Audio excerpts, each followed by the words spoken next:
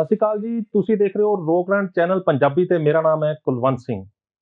ਖਬਰਾਂ ਟੌਪ ਦੀਆਂ ਪ੍ਰੋਗਰਾਮ ਦੇ ਵਿੱਚ ਅੱਜ ਸਾਡੇ ਮਹਿਮਾਨ ਹੋਣਗੇ ਸੀਨੀਅਰ ਪੱਤਰਕਾਰ ਸਰਦਾਰ ਪਰਮਿੰਦਰ ਸਿੰਘ ਰਾਏਪੁਰ ਤੇ ਪ੍ਰੋਗਰਾਮ ਦੀ ਸ਼ੁਰੂਆਤ ਕਰਦੇ ਹਾਂ ਕੁਝ ਅਹਿਮ ਖਬਰਾਂ ਦੇ ਨਾਲ।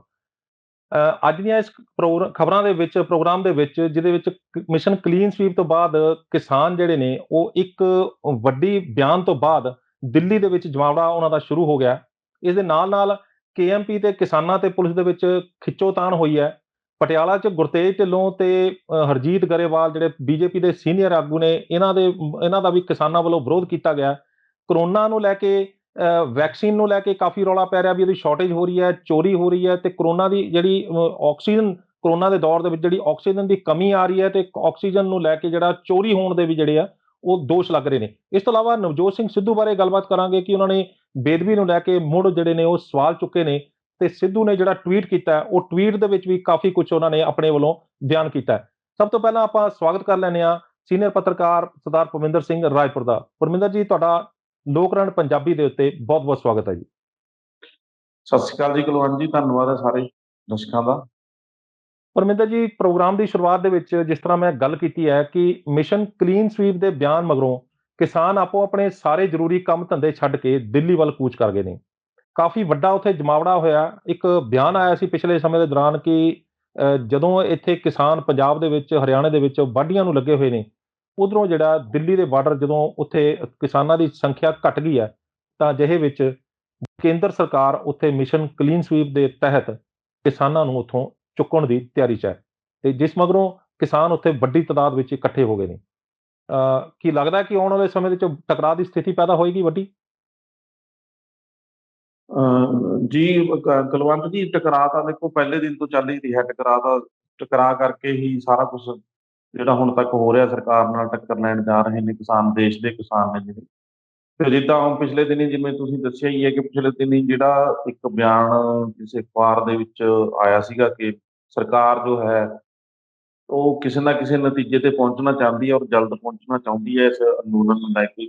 ਤੇ ਉਹਦੇ ਵਿੱਚ ਇਹੀ ਸੀਗਾ ਕਿ ਇੱਕ ਮਿਸ਼ਨ ਕਲੀਨ ਜਿਹੜਾ ਹੈਗਾ ਉਹ ਉਲੀਕਿਆ ਜਾ ਰਿਹਾ ਹੈ। ਉਹਦੀ ਸਰਵੇ ਉਹਦਾ ਹੋ ਚੁੱਕਾ ਹੈ, ਹਵਾਈ ਸਰਵੇ ਵੀ ਹੋ ਚੁੱਕਾ ਹੈ ਤੇ ਜਿਹੜੀਆਂ ਫੋਰਸਿਸ ਨੇ ਦੇਸ਼ ਦੀਆਂ ਉਹਨਾਂ ਨਾਲ ਵੀ ਗੱਲਬਾਤ ਹੋ ਚੁੱਕੀ ਹੈ ਜਾਂ ਕਰ ਰਹੇ ਹੈ, ਚੱਲ ਰਹੀ ਹੈ, ਪਲੈਨਿੰਗ ਚੱਲ ਰਹੀ ਹੈ ਜੋ ਹੈ ਤਾਂ ਕਿ ਕਿਸੇ ਨਾ ਕਿਸੇ ਤਰੀਕੇ ਸਖਤੀ ਵਰਤ ਕੇ ਜਿਹੜਾ ਕਿਸਾਨਾਂ ਨੂੰ ਉੱਥੋਂ ਉਠਾ ਦਿੱਤਾ ਜਾਵੇ। ਤਾਂ ਉਹਦੇ ਸੰਦਰਭ ਦੇ ਵਿੱਚ ਕਿਸਾਨਾਂ ਨੇ ਜਿਹੜਾ ਹੈਗਾ ਆਪਣਾ ਅੰਦੋਲਨ, ਖਾਸ ਕਰਕੇ ਜਿਹੜੇ ਪੰਜਾਬੀ ਜਾਂ ਹੋਰਨਾਂ ਸਟੇਟਾਂ ਦੇ ਵਿੱਚ ਫਸਲਾਂ ਦੀ ਵਾਢੀ ਲਈ ਵਾਪਸ ਆਏ ਸੀਗੇ ਦਿੱਲੀ ਤੋਂ, ਉਹਨਾਂ ਨੂੰ ਅਪੀਲ ਕੀਤੀ ਸੀ ਕਿ ਜਲਦ ਤੋਂ ਜਲਦ ਕੰਮ ਨਿਪਟਾ ਕੇ ਆਪਣਾ ਦਿੱਲੀ ਵੱਲ ਜਿਹੜਾ ਹੈਗਾ ਕੂਚ ਕਰਨ।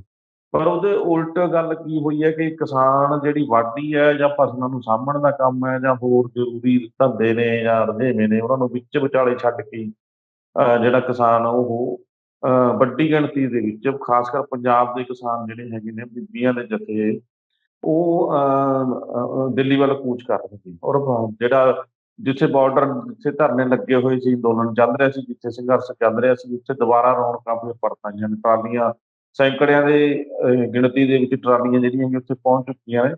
ਔਰ ਇੱਕ ਵੱਡੀ ਗੱਲ ਹੋਰ ਜਿਹੜੀ ਸਾਹਮਣੇ ਆਈ ਕੁਲਵੰਤ ਜੀ, ਉਹ ਇਹੀ ਹੈ ਕਿ ਵਿਦਿਆਰਥੀ ਵੀ ਆਪਣੇ ਆਪ ਨੂੰ ਵਿਹਲਾ ਕਰਕੇ ਪੇਪਰਾਂ ਤੋਂ ਜਾਂ ਜਿੱਦਾਂ ਸਟੱਡੀ ਹੁਣ ਰੁਕ ਗਈ ਹੈ ਫਿਰ ਕਰੋਨਾ ਕਰਕੇ, ਹੈ ਨਾ, ਇੰਸਟੀਚਿਊਟ ਬੰਦ ਹੋ ਗਏ ਨੇ, ਤਾਂ ਉਹ ਸਾਰਾ ਕੁਝ ਨਿਬੇੜ ਕੇ ਦੁਬਾਰਾ ਫਿਰ ਵਿਦਿਆਰਥੀ ਵੱਡੀ ਗਿਣਤੀ ਦੇ ਵਿੱਚ ਜਿਹੜੇ ਹੈਗੇ ਸਿੰਘੂ ਬਾਰਡਰ ਜਾਂ ਟਿਕਰੀ ਬਾਰਡਰ ਦੇ ਉੱਤੇ ਪਹੁੰਚ ਰਹੇ ਨੇ।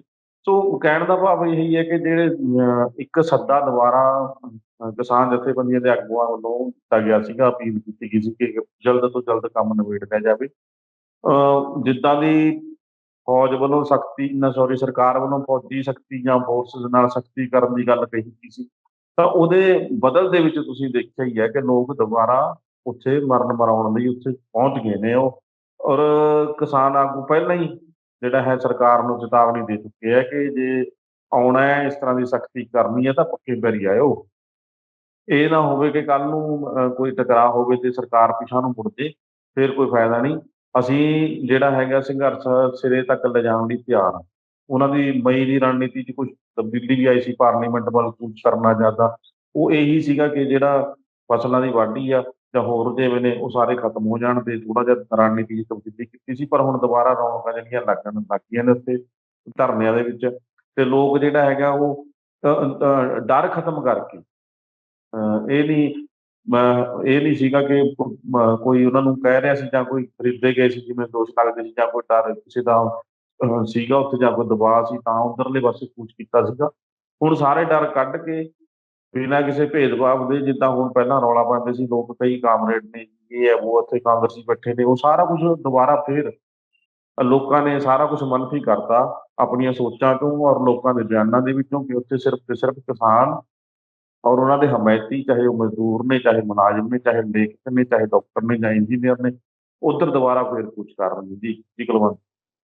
ਬਿਲਕੁਲ, ਇਹ ਪਰਮਿੰਦਰ ਜੀ ਜੋ ਤੁਸੀਂ ਗੱਲ ਕਹੀ ਹੈ ਵਾਕਈ ਹੀ ਵਿਚਾਰਨ ਵਾਲੀ ਹੈ, ਪਰ ਇਹਦੇ ਨਾਲ-ਨਾਲ ਜਿਹੜੀ ਇੱਕ ਵਿਚਾਰ ਜਿਹੜਾ ਅਕਸਰ ਮੈਨੂੰ ਲੱਗਦਾ ਜਨਤਾ ਦੇ ਦਿਮਾਗ ਦੇ ਵਿੱਚ ਆਉਂਦਾ ਹੋਣਾ, ਕਿ ਪਿਛਲੇ ਸਮੇਂ ਦੇ ਦੌਰਾਨ ਜਦੋਂ ਕਿਸਾਨ ਅੰਦੋਲਨ ਆਪਣੇ ਪੂਰਾ ਸ਼ਿਖਰਾਂ ਤੇ ਸੀ ਤੇ ਉਸ ਵੇਲੇ ਸਿਰਫ਼ ਤੇ ਸਿਰਫ਼ ਮੀਡੀਆ ਦੇ ਵਿੱਚ ਜਿਹੜੀ ਕਿਸਾਨ ਅੰਦੋਲਨ ਨੂੰ ਲੈ ਕੇ ਜਿਹੜੀ ਉਹ ਮੀਡੀਆ ਦੇ ਵਿੱਚ ਜਗ੍ਹਾ ਮਿਲਦੀ ਸੀ। ਪਰ ਅੱਜ ਹਾਲਾਤ ਇਹ ਨੇ ਕਿ ਜਿਹੜੀ ਮਹਾਮਾਰੀ ਦੀਆਂ ਖਬਰਾਂ, ਕਰੋਨਾ ਮਹਾਮਾਰੀ ਦੀਆਂ ਖਬਰਾਂ ਨੇ ਜਿਹੜੀਆਂ, ਉਹ ਕਿਸਾਨਾਂ ਦੀਆਂ ਖਬਰਾਂ ਨੂੰ ਕਿਤੇ ਨਾ ਕਿਤੇ ਦੱਬ ਕੇ ਉਹ ਅੱਗੇ ਲੰਘ ਗਈਆਂ ਨੇ। ਤੇ ਕੀ ਲੱਗਦਾ ਹੈ ਕਿ ਕਿਸਾਨ ਅੰਦੋਲਨ ਜਿਹੜਾ ਇਹ ਜਿਹੜੀ ਕਰੋਨਾ ਮਹਾਮਾਰੀ ਦੀ ਜਿਹੜੀ ਜਿਸ ਤਰ੍ਹਾਂ ਦਾ ਉਹਨੇ ਜ਼ੋਰ ਫੜਿਆ ਇੱਕ ਵਾਰ ਫੇਰ, ਉਹਨੇ ਕਿਸਾਨ ਅੰਦੋਲਨ ਦੇ ਜਿਹੜੀ ਅੱਗੇ ਰਣਨੀਤੀ ਨੂੰ ਵੱਡੀ ਢਾਲ ਆਈ ਹੈ? ਦੇਖੋ ਕਿਤੇ ਨਾ ਕਿਤੇ ਤਾਂ ਇਹ ਕਹਿ ਸਕਦੇ ਆਪਾਂ ਕਿ ਕੁਛ ਪਰਸੈਂਟ ਆਪਾਂ ਮੰਨ ਸਕਦੇ ਹਾਂ ਇਸਨੂੰ, ਕਿ ਜਿੱਦਾਂ ਸਰਕਾਰ ਜਿਹੜੀ ਸੈਂਟਰ ਦੀ ਸਰਕਾਰ ਹੈ, ਮੋਦੀ ਸਰਕਾਰ ਹੈ, ਉਹ ਸਟੇਟਾਂ ਦੇ ਵਿੱਚ ਜਿੱਥੇ-ਜਿੱਥੇ ਭਾਜਪਾ ਗਵਰਨਮੈਂਟ ਹੈਗੀ ਹੈ ਜਾਂ ਨਹੀਂ ਵੀ ਹੈਗੀ, ਜਿੱਥੇ ਨੋਨ ਭਾਜਪਾ ਤੋਂ ਸਰਕਾਰਾਂ, ਤਾਂ ਉਹਨਾਂ ਦੇ ਵਿੱਚ ਬੰਦਿਸ਼ਾਂ ਲਾ ਕੇ, ਲੋਕਡਾਊਨ ਲਾ ਕੇ ਕੁਛ ਨਾ ਕੁਛ ਹੱਦ ਤੱਕ ਇਹ ਗੱਲ ਕਰਨ ਦੇ ਵਿੱਚ ਕਹਿ ਲਓ ਸਫਲ ਹੋਈ ਹੈ ਕਿ ਲੋਕਾਂ ਨੂੰ ਬਹੁਤ ਜ਼ਿਆਦਾ ਗਿਣਤੀ ਦੇ ਵਿੱਚ ਉੱਥੇ ਨਾ ਪਹੁੰਚਣ ਦਿਆ ਜਾਵੇ। ਲੇਕਿਨ ਜਿਨ੍ਹਾਂ ਨੇ ਪਹੁੰਚਣਾ ਉਹ ਕੁਲਵੰਤ ਜੀ ਏਦਾਂ ਰੁਕਣ ਵਾਲੇ ਤਾਂ ਨਹੀਂ ਹੈਗੇ। ਹੁਣ ਜਿਵੇਂ ਕੱਲ੍ਹ ਉੱਥੇ ਪ੍ਰਸ਼ਾਸਨ ਪਹੁੰਚਿਆ ਸੀਗਾ ਸਿੰਘੂ ਬਾਰਡਰ ਤੇ ਉਹਨਾਂ ਨੇ ਕਿਹਾ ਕਿ ਜਾ ਕੇ ਦਿੱਲੀ ਪ੍ਰਸ਼ਾਸਨ ਪਹੁੰਚਿਆ ਸੀਗਾ ਕਿ ਆਪਣੇ ਟੈਸਟ ਕਰਵਾਓ ਜੀ, ਸੈਂਪਲ ਦਿਓ ਆਪਣੇ, ਹੈ ਨਾ। ਤਾਂ ਕਿਸਾਨਾਂ ਨੇ ਜਿਹੜਾ ਹੈਗਾ ਉੱਥੇ ਟੋਟਲੀ ਮਨਾ ਕਰਤਾ, ਕਹਿੰਦੇ ਅਸੀਂ ਸੈਂਪਲ ਨਹੀਂ ਦੇਣਾ ਕੋਈ। ਦੂਜਾ, ਵੈਕਸੀਨ ਧੱਕੇ ਨਾਲ ਕਿਸੇ ਨੂੰ ਤੁਸੀਂ ਦਵਾ ਨਹੀਂ ਸਕਦੇ, ਨਾ ਹੀ ਧੱਕੇ ਨਾਲ ਸੈਂਪਲਿੰਗ ਹੋਏਗੀ। ਜੋ ਲੋਕ ਇੱਥੇ ਆਏ ਨੇ, ਜੇ ਕਿਸੇ ਨੇ ਆਪਣਾ ਸੈਂਪਲ ਕਰਾਉਣਾ ਹੈ ਤਾਂ ਉਹ ਕਰਵਾ ਸਕਦਾ ਹੈ, ਸੈਂਪਲ ਦੇ ਸਕਦਾ ਹੈ। ਜੇ ਕਿਸੇ ਨੇ ਮਨ ਕਰਕੇ ਆਪਣੇ ਮਰਜ਼ੀ ਨਾਲ ਵੈਕਸੀਨ ਲਵਾਉਣੀ ਤਾਂ ਵੈਕਸੀਨ ਲਵਾ ਸਕਦੀ ਹੈ। ਤੇ ਪ੍ਰਸ਼ਾਸਨ ਨੂੰ ਕਿਸਾਨਾਂ ਦੀ ਇਸ ਮੰਗ ਅੱਗੇ ਵੀ ਝੁਕਣਾ ਪਿਆ। ਆਪਾਂ ਕਹਿ ਲਓ ਤੇ ਧੱਕਾ ਨਹੀਂ ਕਰਨ ਦੇਣਾ। ਉਹ ਕਹਿੰਦੇ ਵੀ ਇੱਥੇ ਧੱਕਾ ਨਾ ਕਰਨ ਦਿਓ, ਆਪਣਾ ਤੁਸੀਂ ਆਪਣਾ ਕੰਮ ਜਿਹੜਾ ਕਰ ਰਹੇ ਹੋ ਬਾਖੂਬੀ ਕਰ ਰਹੇ ਹੋ। ਪ੍ਰਸ਼ਾਸਨ ਉਹਨਾਂ ਨੇ ਕਿਹਾ, ਤੇ ਕਿਸਾਨਾਂ ਨੇ ਇਹ ਵੀ ਗੱਲ ਕਹਿਤਾ ਕਿ ਅਸੀਂ ਆਪਣੇ ਵੱਲੋਂ ਅਨਾਉਂਸਮੈਂਟ ਕਰਤੀ ਆ ਕਿ ਜਿਸ ਨੇ ਵੈਕਸੀਨ ਲੈਣੀ ਆਪਣੀ ਮਰਜ਼ੀ ਨਾਲ ਲੈ ਸਕਦਾ। ਬਾਕੀ ਜਿਹੜੀ ਤੁਸੀਂ ਗੱਲ ਕੀਤੀ ਹੈ ਕਿ ਕਿਤੇ ਨਾ ਕਿਤੇ ਗਿਣਤੀ ਦੇ ਵਿੱਚ ਜਾਂ ਢਾਲ ਆਉਣ ਲਈ ਕਰੋਨਾ ਦਾ ਸਹਾਰਾ ਲਿਆ ਜਾ ਰਿਹਾ, ਤਾਂ ਉਹਦੇ ਵਿੱਚ ਕੋਈ ਦੋ ਰਾਹਾਂ ਨਹੀਂ ਹੈਗੀਆਂ। ਸਰਕਾਰ ਪਹਿਲਾਂ ਹੀ ਚਾਹੁੰਦੀ ਹੈ ਕਿ ਕਿਸੇ ਤਰੀਕੇ ਨਾਲ ਜਿਹੜਾ ਇਹ ਅੰਦੋਲਨ ਖਤਮ ਕਰਿਆ ਜਾਵੇ, ਚਾਹੇ ਉਹ ਸਖਤੀ ਨਾਲ ਹੋਵੇ, ਚਾਹੇ ਕਰੋਨਾ ਕਰਕੇ ਹੋਵੇ। ਤੇ ਉਹ ਚੀਜ਼ਾਂ ਜ਼ਰੂਰ ਹਥਿਆਰ ਲੈ ਕੇ ਵਰਤਦਾ ਹੀ ਹੈ ਹਰ ਇੱਕ ਬੰਦਾ। ਸਰਕਾਰ ਤਾਂ ਚਾਹੁੰਦੀ ਹੈ ਕਿ ਕੋਈ ਕਾਰਨ ਬਣੇ, ਚਾਹੇ ਉਹ ਜਿੱਦਾਂ ਹੁਣ ਆਕਸੀਜਨ ਦਾ ਗੱਲ ਕਰਦੇ ਕਿ ਫਿਰ ਰਾਕੇਸ਼ ਟਕੈਤ ਉਹਨਾਂ ਦਾ ਬਿਆਨ ਆਇਆ ਸੀਗਾ ਕਿ ਕਿਸਾਨਾਂ ਨੇ ਟੈਂਕਰ ਨਹੀਂ ਅੱਗੇ ਲੰਘਣ ਦੇ ਆਕਸੀਜਨ ਦੇ, ਤਾਂ ਉਹ ਬਲੇਮ ਲਾ ਰਹੇ ਸੀਗੇ।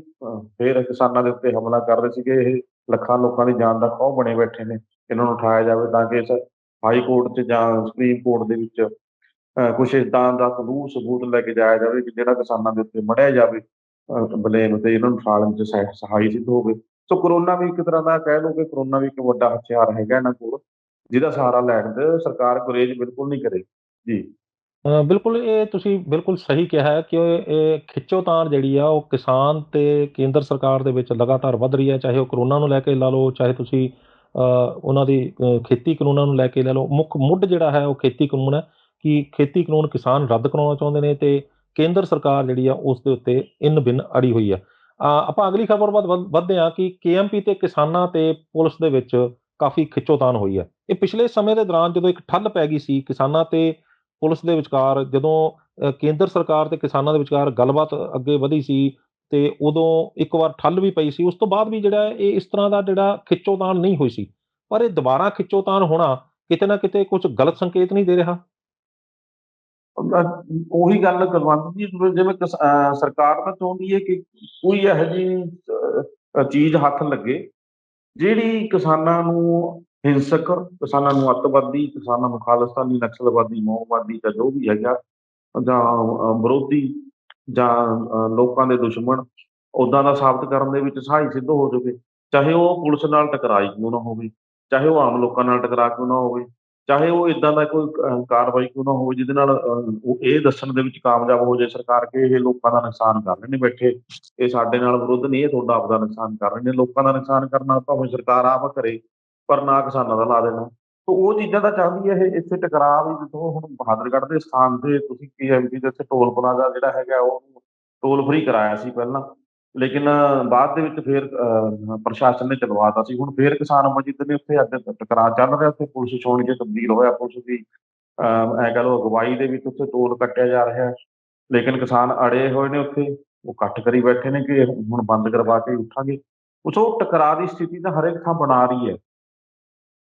ਸਰਕਾਰ ਬਣਾ ਰਹੀ ਹੈ। ਇਹਦੇ ਨਾਲ ਇਹ ਇੱਕ ਗੱਲ ਇਹ ਵੀ ਹੋ ਸਕਦਾ ਕਿ ਜਿਵੇਂ ਹੁਣ ਵੱਖ-ਵੱਖ ਥਾਵਾਂ ਦੇ ਉੱਤੇ ਪਹਿਲਾਂ ਦੇਖੋ ਇਕੱਠੇ ਸੀਗੇ ਕਿਸਾਨ, ਇੱਕ ਪਾਸੇ ਬੈਠੇ ਸੀ ਜਾਂ ਇੱਕ ਪਾਸੇ ਸੰਘਰਸ਼ ਕਰ ਰਹੇ ਸੀ, ਤਾਂ ਥੋੜ੍ਹੇ-ਥੋੜ੍ਹੇ ਕਰਕੇ ਕਿਸਾਨ ਵੰਡੇ ਹੋਏ ਸੀ। ਹੁਣ ਉਹਨਾਂ ਨੇ ਜਫੇਰਿਆਂ ਤੇ ਘੇਰਨਾ ਸ਼ੁਰੂ ਕਰਤਾ ਕਿ ਪਹਿਲਾਂ ਇੱਧਰ ਘੇਰੋ ਜੀ, ਇੱਥੇ ਫੋਰਸ ਲਾ ਦਿਓ, ਇੱਥੇ ਕੰਮ ਸ਼ੁਰੂ ਕਰਾ ਦਿਓ, ਅੱਧੇ-ਬਹੁਤੇ ਕਿਸਾਨ ਇੱਧਰ ਆ ਜਾਣਗੇ, ਫਿਰ ਦੂਜੇ ਪਾਸੇ ਘੇਰ ਲਓ, ਉੱਥੇ ਪਹੁੰਚ ਜਾਣਗੇ ਤੇ ਉਹ ਮਤਲਬ ਖੰਡਾਉਣ ਦਾ ਯਤਨ ਵੀ ਕੀਤਾ ਜਾ ਰਿਹਾ ਹੈ। ਤੁਸੀਂ ਦੇਖਿਆ ਕਿ ਭੀੜ ਨੂੰ ਖੰਡਾਇਆ ਜਾਵੇ, ਵੰਡਿਆ ਜਾਵੇ ਭੀੜ ਨੂੰ, ਕਈ ਥਾਵਾਂ ਤੇ ਵੰਡ ਦਿਆ ਜਾਵੇ ਤਾਂ ਕਿ ਦਿੱਲੀ ਵਾਲਾ ਪਾਸਾ ਜਿਹੜਾ ਖਾਲੀ ਕਰਾਉਣ ਦੇ ਵਿੱਚ ਕੋਈ ਬਹੁਤੀ ਦਿੱਕਤ ਨਾ ਆਵੇ। ਪਰ ਜਿਉਂ-ਜਿਉਂ ਸਮਾਂ ਬੀਤ ਰਿਹਾ ਹੈ, ਫਸਲਾਂ ਸਾਂਭੀਆਂ ਜਾ ਰਹੀਆਂ ਨੇ ਜਾਂ ਕਿਸਾਨ ਜਥੇਬੰਦੀਆਂ ਜਿਹੜੀਆਂ ਦੁਬਾਰਾ ਸੱਦਾ ਦੇ ਰਹੀਆਂ ਨੇ, ਤਾਂ ਉਹ ਤਿਵੇਂ-ਤਿਵੇਂ ਜਿਹੜੀ ਹੈਗੀ ਹੈ ਭੀੜ ਉੱਥੇ ਵੱਧਦੀ ਹੀ ਜਾ ਰਹੀ ਹੈ ਔਰ ਆਪਣੇ ਹੱਕਾਂ ਦੇ ਲਈ ਲੜਨ ਲਈ ਲੋਕ ਆਪ ਮੁਹਾਰੇ ਉੱਠ ਕੇ ਉੱਧਰ ਜਾ ਰਹੇ ਨੇ। ਜੀ। ਇਹਦੇ ਨਾਲ-ਨਾਲ ਜਿੱਦਾਂ ਤੁਸੀਂ ਗੱਲ ਕੀਤੀ ਹੈ ਕਿ ਦਿੱਲੀ ਦੇ ਵਿੱਚ ਜਮਾਵੜਾ ਵੱਧ ਰਿਹਾ, ਦਿੱਲੀ ਦੇ ਵਿੱਚ ਕਿਸਾਨਾਂ ਤੇ ਪੁਲਿਸ ਦੇ ਵਿਚਾਲੇ, ਹਰਿਆਣੇ ਦੇ ਵਿੱਚ ਕਿਸਾਨਾਂ ਤੇ ਪੁਲਿਸ ਦੇ ਵਿਚਾਲੇ ਜਿਹੜੀ ਆ ਉਹ ਖਿੱਚੋਤਾਣ ਵੱਧ ਰਹੀ ਹੈ। ਪੰਜਾਬ ਦੇ ਵਿੱਚ ਬੀਜੇਪੀ ਆਗੂਆਂ ਨੂੰ ਜਿਹੜਾ ਉਹ ਬੜੀ ਬੁਰੀ ਤਰ੍ਹਾਂ ਘੇਰਿਆ ਜਾ ਰਿਹਾ। ਬੀਤੀ ਕੱਲ੍ਹ ਵੀ ਜਿਹੜਾ ਉਹ ਗੁਰਤੇਜ ਢਿੱਲੋਂ ਜਿਹੜੇ ਪਾਰਟੀ ਦੇ ਸੀਨੀਅਰ ਆਗੂ ਨੇ ਪੰਜਾਬ ਦੇ, ਉਹਨਾਂ ਨੂੰ ਬਰਨਾਲੇ ਦੇ ਵਿੱਚ ਘੇਰ ਲਿਆ ਗਿਆ ਜਦੋਂ ਇੱਕ ਉਹ ਆਪਣੇ ਆਗੂ ਦੇ ਘਰ ਗਏ ਸੀ ਉਹਨਾਂ ਨੂੰ ਮਿਲਣ ਲਈ। ਤੇ ਅੱਜ ਫੇਰ ਉਹ ਗੁਰਤੇਜ ਢਿੱਲੋਂ ਤੇ ਹਰਜੀਤ ਗਰੇਵਾਲ ਨੂੰ ਪਟਿਆਲਾ ਦੇ ਵਿੱਚ ਘੇਰਿਆ ਗਿਆ, ਬੜੀ ਬੁਰੀ ਤਰ੍ਹਾਂ ਉਹਨਾਂ ਦਾ ਵਿਰੋਧ ਕੀਤਾ ਗਿਆ। ਤੇ ਕੀ ਲੱਗਦਾ ਕਿ 2022 ਦੇ ਵਿੱਚ ਭਾਰਤੀ ਜਨਤਾ ਪਾਰਟੀ ਦੇ ਲਈ ਲੋਕਾਂ ਦੇ ਵਿੱਚ ਜਾਣਾ ਸੌਖਾ ਰਹੇਗਾ? ਨਹੀਂ, ਬੀਜੇਪੀ ਦੇ ਹਿਸਾਬ ਨਾਲ ਤਾਂ ਦੇਖੋ ਸਰਕਾਰ ਬਣਾਈ ਬੈਠੇ ਨੇ ਉਹ, ਕੁਲਵੰਤ ਜੀ। ਉਹਨਾਂ ਦੇ ਬਿਆਨ ਦੇਖੇ ਜਾਣ ਜੇ ਅਖਬਾਰਾਂ ਦੀ ਪੰਜਾਬ ਸੁਰਖੀਆਂ, ਦੀ ਗੱਲ ਕਰ ਰਿਹਾ ਮੈਂ, ਪੰਜਾਬ ਦੀ। ਪੰਜਾਬ ਦੀ ਗੱਲ ਹੀ ਕਰਦਾ ਮੈਂ ਵੀ ਉਹ ਜਿਹੜੇ ਪੰਜਾਬ ਇਕਾਈ ਦੇ ਆਗੂ ਨੇ ਕੁਲਵੰਤ ਜੀ, ਉਹ ਤਾਂ ਕਹਿੰਦੇ ਸਾਡਾ ਬਹੁਮਤ ਆਇਆ ਬੈਠਾ, ਪੰਜਾਬ 'ਚ ਸਰਕਾਰ ਬਣੂਗੀ। ਇਹ ਤਾਂ ਫਿਰ ਕੁਛ ਕੁ ਮਸ਼ੀਨਾਂ ਨਾਲ ਪਰ ਬਣੂਗੀ, ਮਸ਼ੀਨਾਂ ਨਾਲ ਬਣੂਗੀ ਇਹ? ਮਸ਼ੀਨਾਂ ਦੇਖੋ, ਮਸ਼ੀਨਾਂ ਨਾਲ ਤਾਂ ਬਣੇਗੀ। ਜਿਵੇਂ ਦੇਖੋ ਤੁਸੀਂ ਪੱਛਮੀ ਬੰਗਾਲ ਦੇ ਵਿੱਚ ਬਕਾਇਦਾ ਤੌਰ ਤੇ ਠੋਕ ਕੇ ਦਾਅਵੇ ਠੋਕੇ ਜਾ ਰਹੇ ਨੇ, ਠੋਕ ਕੇ ਵਾਅਦੇ ਜਿਹੜੇ ਦਾਅਵੇ ਸੀਗੇ ਸਰਕਾਰ ਬਣਾਉਣ ਦੇ ਉਹ ਕੀਤੇ ਜਾ ਰਹੇ ਨੇ ਕਿ ਅਸੀਂ ਸਰਕਾਰ ਬਣਾ ਲਈ, ਅਸੀਂ ਸਰਕਾਰ ਬਹੁਮਤ ਨਾਲ ਬਣਾ ਲਈ। ਕਿਵੇਂ? ਉਹਨਾਂ ਕੋਲ ਕੋਈ ਜਾਦੂ ਦੀ ਛੜੀ ਥੋੜ੍ਹੀ ਹੈ ਕਿ ਕੌਣ ਕਿੱਦਾਂ ਵੋਟ ਪਾਇਆ। ਤਾਂ ਪਤਾ ਹੈ ਕਿ ਮਸ਼ੀਨਾਂ ਨਾਲ ਏਦਾਂ ਹੋਣਾ ਹੈ ਤੇ ਮਸ਼ੀਨਾਂ ਨਾਲ ਕਰ ਰਹੇ ਨੇ। ਉਹਨਾਂ ਕੋਲ ਹੁਣ ਜਿਹੜਾ ਪੈਸਾ ਇਕੱਠਾ ਹੋ ਰਿਹਾ, ਉਹ ਪੈਸਾ ਇਕੱਠਾ ਕੀਤਾ ਹੈ ਕਾਰਪੋਰੇਟਾਂ ਨੂੰ, ਜਿਹੜਾ ਕਿਸਾਨਾਂ ਲਈ ਕਾਲੇ ਕਾਨੂੰਨ ਬਣਾ ਕੇ ਜਾਂ ਹੋਰ ਤਰੀਕੇ ਨਾਲ ਜਿਵੇਂ ਫਾਇਦਾ ਦੇ ਕੇ ਜਿਵੇਂ ਪ੍ਰਾਪਰਟੀਜ਼ ਵੇਚ ਰਹੇ ਨੇ, ਦੇਸ਼ ਦੀਆਂ ਪ੍ਰਾਪਰਟੀਜ਼ ਵੇਚ-ਵੇਚ ਕੇ ਜਾਂ ਕਿਸੇ ਤਰੀਕੇ ਨਾਲ ਵੀ ਕਾਰਪੋਰੇਟਾਂ ਨੂੰ ਸਿੱਧੇ ਤੌਰ ਤੇ ਹਜ਼ਾਰਾਂ ਕਰੋੜਾਂ ਰੁਪਇਆਂ ਦਾ ਫਾਇਦਾ, ਜਿਹੜਾ ਅਰਬਾਂ ਖਰਬਾਂ ਦਾ ਫਾਇਦਾ ਜਿਹੜਾ ਦੇ ਰਹੇ ਨੇ, ਉਹ ਪੈਸਾ ਉਹਦੇ ਵਿੱਚੋਂ ਹਿੱਸਾ ਤਾਂ ਆਉਣਾ ਹੀ ਹੈ। ਉਹ ਹਿੱਸਾ ਹੁਣ ਵਰਤਿਆ ਕਿੱਥੇ ਜਾਣਾ? ਮਸ਼ੀਨਾਂ ਵਗੈਰਾ ਤੇ ਹੀ ਵਰਤਿਆ ਜਾਣਾ ਹੈ। ਜਿਵੇਂ ਤੁਹਾਨੂੰ ਪਤਾ ਹੀ ਹੈ ਕਿ ਗੱਡੀਆਂ ਦੇ ਵਿੱਚੋਂ ਮਸ਼ੀਨਾਂ ਬੜੀਆਂ ਨੇ। ਸੋ ਜਿਹੜਾ ਪੰਜਾਬ ਦੇ ਵਿੱਚ ਇਹਨਾਂ ਦਾ ਤੁਸੀਂ ਦਾਅਵਾ ਦੇਖਿਆ ਹੋਊਗਾ, ਉਹ ਇਹ ਵੀ ਇਹੀ ਹੈ ਕਿ ਅਸੀਂ ਸਰਕਾਰ ਬਣਾਵਾਂਗੇ, ਸਰਕਾਰ ਸਾਡੀ ਆਏਗੀ 2022 ਚ। ਪਰ ਜਿਹੜਾ ਹਾਲਾਤ ਨੇ, ਜਿੱਦਾਂ ਹੁਣ ਤੁਸੀਂ ਦੱਸਿਆ ਅੱਜ ਭਜਦੇ ਨੂੰ ਰਾਹ ਨਹੀਂ ਲੱਭ ਰਿਹਾ ਸੀਗਾ। ਗਰੇਵਾਲ ਬਾਰੇ ਤਾਂ ਚਲੋ ਕਹਿ ਸਕਦੇ ਕਿ ਉਹਨਾਂ ਨਾਲ ਜਿਹੜਾ ਬਹੁਤਾ ਧੱਕਾ ਸਾਹਮਣੇ ਨਹੀਂ ਆਇਆ, ਉਹ ਥੋੜ੍ਹਾ ਚੁੱਪ ਚਪੀਤੇ ਨਿਕਲ ਗਏ। ਪੁਲਿਸ ਨੇ ਦੱਸਤਾ ਕਿ ਲੋਕਾਂ ਨੂੰ ਪਤਾ ਲੱਗ ਗਿਆ, ਜਦੋਂ ਪਤਾ ਲੱਗਿਆ ਤਾਂ ਪੁਲਿਸ ਦਾ ਸਹਾਰਾ ਲੈ ਕੇ ਨਿਕਲ ਗਏ। ਲੇਕਿਨ ਗੁਰਤੇਜ ਢਿੱਲੋਂ ਕੋਈ ਇੱਥੇ ਹੈਗੇ ਨੇ, ਉਹਨਾਂ ਨੇ ਉਹ ਘਿਰ ਗਏ। ਉਹਨਾਂ ਨੇ ਮਸਾਂ ਉਹਨਾਂ ਨੂੰ ਪੁਲਿਸ ਨੇ ਬਚਾ ਕੇ ਕੱਢਿਆ। ਕਿਸਾਨ ਵਿਰੋਧ ਕਰ ਰਹੇ ਸੀ, ਉਹ ਕਹਿੰਦੇ ਮੰਦਿਰਾਂ ਦੇ ਵਿੱਚ ਆ ਕੇ ਮੀਟਿੰਗਾਂ ਕਰ ਰਹੇ ਨੇ ਵੀ ਕਿਉਂ ਸਿਆਸੀ ਮੰਤਵ ਲਈ ਕਿਉਂ ਯੂਜ਼ ਕਰ ਰਹੇ ਨੇ। ਪਹਿਲੀ ਗੱਲ ਤਾਂ ਇਹ, ਦੂਜੀ ਗੱਲ ਤੁਸੀਂ ਮੰਦਿਰਾਂ ਦਾ ਸਹਾਰਾ ਕਿਉਂ ਲੈ ਰਹੇ ਹੋ? ਤਾਂ ਕਿ ਹਿੰਦੂ ਸਿੱਖ ਦਾ ਪਾੜਾ ਜਾਂ ਹੋਰ ਧਰਮਾਂ ਜਾਤਾਂ ਦਾ ਪਾੜਾ ਪਵੇ ਕਿ ਮੰਦਿਰ ਤੇ ਅਟੈਕ ਹੋ ਗਿਆ ਜੀ, ਮੰਦਿਰ ਦੇ ਵਿੱਚ ਵੜ ਜਾਂਦੇ ਨੇ, ਮੰਦਿਰ ਤੇ ਅਟੈਕ ਹੋ ਗਿਆ। ਜਦ ਕਿ ਗੱਲ ਇਹ ਹੈ ਹੀ ਨਹੀਂ, ਗੱਲ ਹੈਗੀ ਸਿਰਫ ਭਾਜਪਾ ਆਗੂਆਂ ਦਾ ਵਿਰੋਧ। ਇਹ ਇੱਕ ਸਿਆਸਤ ਖੇਡੀ ਜਾ ਰਹੀ ਹੈ ਤਾਂ ਕਿ ਹਿੰਦੂ ਵੋਟ ਨੂੰ ਆਪਣੇ ਵੱਲ ਪਰ ਕਰ ਲਿਆ ਜਾਵੇ। ਜਦੋਂ ਹੁਣ ਮੰਦਿਰ ਦੇ ਨੇੜੇ ਜਾਣਗੇ ਤਾਂ ਕਹਿੰਦੇ ਮੰਦਿਰ ਤੇ ਅਟੈਕ ਹੋਊਗਾ ਜੀ। ਉਹ ਇਹ ਚੀਜ਼ਾਂ ਜਿਹੜੀਆਂ ਹੈਗੀਆਂ ਨੇ ਇਹ ਜਾਣਬੁੱਝ ਕੇ ਕਰੀਆਂ ਜਾ ਰਹੀਆਂ ਨੇ। ਇੱਕ ਪਲੈਨਿੰਗ ਦੇ ਤਹਿਤ ਕਿਸੇ ਨਾ ਕਿਸੇ ਤਰੀਕੇ ਨਾਲ ਜਿਹੜਾ ਇੱਕ ਖਾਸ ਤਬਕੇ ਦੀ ਵੋਟ ਨੂੰ ਕੈਪਚਰ ਕਰਨ ਦੇ ਲਈ ਕੀਤਾ ਜਾ ਰਿਹਾ ਹੈ ਸਾਰਾ ਕੁਝ। ਅੱਜ ਭਾਜਪਾ ਨੂੰ ਭੱਜਦਿਆਂ ਨੂੰ ਰਾਹ ਨਹੀਂ ਲੱਭ ਰਿਹਾ ਤੇ 2022 ਚ ਗੱਲਾਂ ਕਰਦੇ ਨੇ ਅਸੀਂ ਸਰਕਾਰ ਬਣਾ ਦਾਂਗੇ। ਤੇ ਲੋਕਾਂ ਨੇ ਸਰਕਾਰ ਬਣਾਉਣੀ ਹੈ, ਲੋਕ ਤਾਂ ਚਾਹ ਨਹੀਂ ਰਹੇ ਤੁਹਾਨੂੰ, ਤੁਸੀਂ ਕਿਵੇਂ ਬਣਾ ਦੋਗੇ ਸਰਕਾਰ? ਉਹਨਾਂ ਦੀ ਗੱਡੀ ਤੇ ਹਮਲਾ ਹੋਇਆ ਗੁਰਤੇਜ ਢਿੱਲੋਂ ਦੇ ਜਦੋਂ ਜਾਣ ਲੱਗੇ ਤਾਂ ਕਿਸੇ ਨੇ ਡੰਡਾ ਵਗੈਰਾ ਮਾਰਤਾ ਤੇ ਉਹ ਪੁਲਿਸ ਨੇ ਮਤਲਬ ਬਚਾ ਕੇ ਉਹਨਾਂ ਨੂੰ ਕੱਢਿਆ। ਪਰ ਲੋਕਾਂ ਦਾ ਜਿਹੜਾ ਵਿਰੋਧ ਹੈ ਉਹ ਸਾਫ਼ ਹੈ, ਲੋਕਾਂ ਦਾ ਗੁੱਸਾ ਜਿਹੜਾ ਹੈਗਾ ਸਾਫ਼ ਹੈ, ਉਹ 2022 ਦੇ ਵਿੱਚ ਵੀ ਦਿਖੇਗਾ ਜੀ। ਬਿਲਕੁਲ 2022 ਦੇ ਵਿੱਚ ਕਾਫੀ ਕੁਝ ਦੇਖਣ ਨੂੰ ਮਿਲੇਗਾ। 2022 ਦੇ ਵਿੱਚ ਸ਼੍ਰੋਮਣੀ ਅਕਾਲੀ ਦਲ ਦਾ ਵੀ ਕਾਫੀ ਕੁਝ ਦੇਖਣ ਨੂੰ ਮਿਲੇਗਾ। 2022 ਦੇ ਵਿੱਚ ਕਾਂਗਰਸ ਦਾ ਵੀ ਕਾਫੀ ਕੁਝ ਦੇਖਣ ਨੂੰ ਮਿਲੇਗਾ ਤੇ 2022 ਦੇ ਵਿੱਚ ਭਾਰਤੀ ਜਨਤਾ ਪਾਰਟੀ ਦਾ ਵੀ ਕਾਫੀ ਕੁਝ ਦੇਖਣ ਨੂੰ ਮਿਲੇਗਾ ਤੇ ਦੇਖਣ ਨੂੰ ਮਿਲੇਗਾ ਸਿਰਫ ਜਨਤਾ ਨੂੰ, ਕਿਉਂਕਿ ਜਨਤਾ ਨੇ ਫੈਸਲਾ ਕਰਨਾ ਹੈ। ਆਪਾਂ ਅਗਲੀ ਖਬਰ ਵੱਲ ਵਧਦੇ ਹਾਂ ਕਿ ਕਰੋਨਾ ਨੂੰ ਲੈ ਕੇ ਮੈਡੀਕਲ ਗੈਸ ਦਾ ਇੱਕ ਸੰਕਟ ਜਿਹੜਾ ਉਹ ਕਾਫੀ ਵੱਧ ਗਿਆ। ਆਕਸੀਜਨ ਚੋਰੀ ਹੋਣ ਦੀਆਂ ਖਬਰਾਂ ਆ ਰਹੀਆਂ ਨੇ, ਵੈਕਸੀਨ ਜਿਹੜੀ ਹੈ ਉਹ ਤਬਾਹ ਹੋਣ ਦੀਆਂ ਖਬਰਾਂ ਆ ਰਹੀਆਂ ਨੇ। ਮਹਾਮਾਰੀ ਦੇ ਦੌਰ ਦੇ ਵਿੱਚ ਜਿਹੜਾ ਉਹ ਸਰਕਾਰ ਜਿਹੜੀ ਹੈ, ਕੀ ਲੱਗਦਾ ਕਿ ਇਹ ਇਸ ਪੰਜਾਬ ਦੀ ਸਰਕਾਰ ਤੇ ਕੇਂਦਰ ਦੀ ਸਰਕਾਰ ਤੇ ਦਿੱਲੀ ਦੀ ਸਰਕਾਰ, ਦੇਸ਼ ਦੀਆਂ ਬਾਕੀ ਸਰਕਾਰਾਂ ਜਿਹੜੀਆਂ ਨੇ ਮਹਾਮਾਰੀ ਨਾਲ ਨਜਿੱਠਣ ਦੇ ਵਿੱਚ ਨਾਕਾਮ ਰਹੀਆਂ ਨੇ, ਕਿ ਜਾਂ ਫਿਰ ਕਿਤੇ ਨਾ ਕਿਤੇ ਕੋਈ ਦਾਲ 'ਚ ਕਾਲਾ ਹੈ? ਦੋਨੋਂ ਚੀਜ਼ਾਂ ਨੇ ਜੀ। ਕੁਲਵੰਤ ਜੀ, ਨਜਿੱਠਣ ਦੇ ਵਿੱਚ ਫੇਲ ਤਾਂ ਨੇ, ਦੇਖੋ 1 ਸਾਲ ਦਾ ਸਮਾਂ ਸੀ। ਜੇ ਲੋਕਾਂ ਨੂੰ ਸੱਚੀ ਮੁੱਚੀ ਸਰਕਾਰਾਂ ਲੋਕਾਂ ਪ੍ਰਤੀ ਸੁਰਦ ਹੁੰਦੀਆਂ ਕੁਲਵੰਤ ਜੀ, ਤਾਂ ਅੱਜ ਪ੍ਰਬੰਧ ਹੋ ਜਾਣੇ ਸੀਗੇ। ਬਿਲਕੁਲ। ਆਰਜੀ ਹਸਪੀਟਲ, ਆਰਜੀ ਬੈੱਡ, ਆਰਜੀ ਵੈਂਟੀਲੇਟਰਸ ਜਿਹੜੇ ਜਿੱਦਾਂ ਗਰਾਊਂਡਸ ਵਗੈਰਾ ਨੇ ਜਾਂ ਜਿੱਦਾਂ ਹੋਰ ਜਿੱਥੇ ਥਾਵਾਂ ਸਰਕਾਰ ਦੇ ਕੋਲ ਹੈਗੀਆਂ ਨੇ, ਉੱਥੇ ਪ੍ਰਬੰਧ ਕਰ ਲਏ ਜਾਣੇ ਸੀਗੇ। ਲੇਕਿਨ ਪਰਵਾਹ ਥੋੜ੍ਹੀ ਹੈ। ਇੱਕ ਧੰਦਾ ਬਣਾ ਕੇ ਰੱਖ ਲਿਆ ਕਰੋਨਾ ਵੀ ਇਹਨਾਂ ਨੇ। ਜਿਵੇਂ ਹੋਰ ਬਿਮਾਰੀਆਂ ਨੂੰ ਵੈਕਸੀਨ ਵੇਚਣਾ ਜਾਂ ਵੈਕਸੀਨ ਖਰੀਦਣਾ, ਉਹਦੇ ਵਿੱਚ ਲੱਖਾਂ ਕਰੋੜਾਂ ਰੁਪਏ ਦਾ ਫਾਇਦਾ ਹੁੰਦਾ ਹੈ। ਅਰਬਾਂ ਖਰਬਾਂ ਦੀ ਕਮਾਈ ਹੁੰਦੀ ਹੈ ਤੇ ਕਮਿਸ਼ਨ ਮਿਲਦਾ ਹੈ। ਤੇ ਉਹੀ ਚੀਜ਼ ਅੱਜ ਹੋ ਗਈ ਹੈ। ਹੁਣ ਦੇਖੋ, ਤੁਸੀਂ ਹਰਿਆਣੇ ਦੀ ਗੱਲ ਕਰੀਏ ਤਾਂ ਹਰਿਆਣਾ ਗੈਸ ਜਿਹੜੀ ਹੈਗੀ, ਜਿਹਨੂੰ ਆਪਾਂ ਆਕਸੀਜਨ ਕਹਿੰਦੇ ਆ, ਮੈਡੀਕਲ ਗੈਸ ਦਾ ਨਾਮ ਦਿੱਤਾ ਜਾਂਦਾ ਹੈ ਇਸਨੂੰ, ਉਹ ਦੇਣ ਨੂੰ ਤਿਆਰ ਨਹੀਂ ਹੈ। ਉਹ ਕਹਿੰਦਾ ਮੇਰਾ ਟੈਂਕਰ ਜਿਹੜਾ ਦਿੱਲੀ ਨੇ ਲੁੱਟ ਲਿਆ, ਦਿੱਲੀ ਸਰਕਾਰ ਨੇ ਲੁੱਟ ਲਿਆ। ਦਿੱਲੀ ਸਰਕਾਰ ਕੋਲ ਆਕਸੀਜਨ ਹੈ ਨਹੀਂ ਸੀ, ਮੇਰੇ ਕੋਲ ਆਕਸੀਜਨ ਸੀਗੀ ਤੇ ਮੇਰਾ ਟੈਂਕਰ ਜਿਹੜਾ ਉਹਨਾਂ ਨੇ ਲੁੱਟ ਲਿਆ। ਦੂਜਾ ਜਿਹੜਾ ਉਹਨਾਂ ਦੇ ਸਿਹਤ ਮੰਤਰੀ ਹੈ, ਉਹਨਾਂ ਦਾ ਬਿਆਨ ਆ ਰਿਹਾ ਕਿ ਜਦੋਂ ਤੱਕ ਹਰਿਆਣਾ ਦੇ ਵਿੱਚ ਮੰਗ ਪੂਰੀ ਨਹੀਂ ਹੁੰਦੀ, ਅਸੀਂ ਕਿਸੇ ਨੂੰ ਨਹੀਂ ਦਿੰਦੇ ਗੈਸ। ਹੁਣ ਪੁੱਛਣ ਵਾਲਾ ਹੋਵੇ ਹਰਿਆਣਾ ਨੂੰ, ਹਰਿਆਣਾ ਦੀ ਸਰਕਾਰ ਨੂੰ ਜਾਂ ਉਹਨਾਂ ਲੋਕਾਂ ਨੂੰ ਜਿਹੜੇ ਲੋਕ SYL ਦਾ ਮੁੱਦਾ ਲੈ ਕੇ ਚੜ੍ਹਦੇ ਆ, ਜਦੋਂ ਪੰਜਾਬ ਇਹ ਗੱਲ ਕਰਦਾ ਹੈ ਕਿ ਪੰਜਾਬ ਕੋਲ ਪਾਣੀ ਹੈ ਨਹੀਂ, ਜਦੋਂ ਪੰਜਾਬ ਦੀ ਮੰਗ ਪੂਰੀ ਹੋ ਜੂਗੀ, ਜਿੰਨੀ ਡਿਮਾਂਡ ਪੰਜਾਬ ਨੂੰ ਹੈ ਉਨੀ ਪੂਰੀ ਹੋ ਜੂਗੀ, ਜਿਹੜਾ ਵਾਧੂ ਆ ਦੇ ਦਾਂਗੇ, ਉਦੋਂ ਇਹਨਾਂ ਦੇ ਫਿਰ ਤਕਲੀਫ ਹੁੰਦੀ ਹੈ ਇਹਨਾਂ ਨੂੰ, ਉਦੋਂ ਚੀਕਾਂ ਮਾਰਦੇ ਨੇ, ਉਦੋਂ ਕੋਰਟਾਂ ਵਾਲੇ ਪਾਸੇ ਭੱਜਦੇ ਨੇ। ਹੁਣ ਅੱਜ ਬਿਆਨ ਕਿਵੇਂ ਦੇ ਰਹੇ ਨੇ? ਅੱਜ ਸਰਕਾਰ ਅੱਜ ਕਿਵੇਂ ਕਹਿੰਦੇ ਨੇ ਕਿ ਦੂਜੀਆਂ ਸਟੇਟਾਂ ਹੀ ਬਰਾਬਰ ਹੁੰਦੀਆਂ ਨੇ, ਬਰਾਬਰ ਦਾ ਅਧਿਕਾਰ ਹੈ। ਅੱਜ ਕਿੱਥੇ ਗਿਆ ਅਧਿਕਾਰ? ਅੱਜ ਜੇ ਪੰਜਾਬ ਨੂੰ ਲੋੜ ਪਈ ਹੈ ਗੈਸ ਦੀ, ਅੱਜ ਮੂੰਹ ਫੇਰ ਲਿਆ।